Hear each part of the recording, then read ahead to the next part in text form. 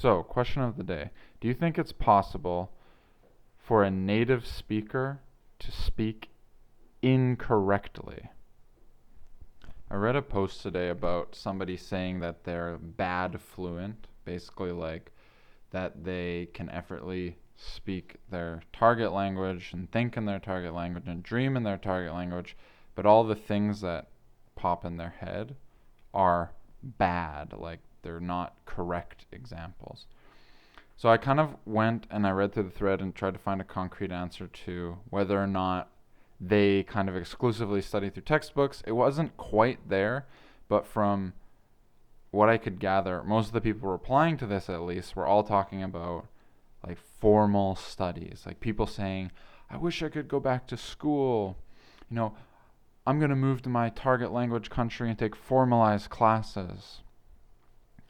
And, you should go find high school grammar workbooks and work through them to progress. It's kind of like how people say Duolingo is good at making you feel like you're learning a language without you actually learning anything. I feel like the same thing about these high school grammar textbooks. It's probably going to make you feel like you're progressing in some way, but who wants to do exercises in a high school grammar workbook? Why don't you just go immerse? Somebody in this thread actually said it's not possible for their target language to get as good as their English. They spent too many years learning English, being immersed in English culture, consuming English content. You know what? They make a good point. If only there was a way that you could do that in your target language, then it might be possible. It's like the carrot is dangling in front of their face. All they have to do is reach out and take a bite. But they slap it out of the way and just continue thinking that, they got to get a textbook. They got to do high school grammar exercises. They got to take formalized classes. While the point of like doing immersion is right in front of their nose. I don't know. It just feels insane to read stuff like this. Some people were saying they were frustrated because most resources are targeted at beginners, and that learning something about a language you already know is boring. And then somebody was saying like, I listen to podcasts, watch TV, and read books, but I don't know if this helps much. I just, they think that all that's catered to a fluent person is private tutoring with language coaches. No, all that's catered to a fluent person is literally all the media produced in that language. Like, you have people, you have books, you have movies, you have TV shows. Like, you have all of this wealth of immersion material.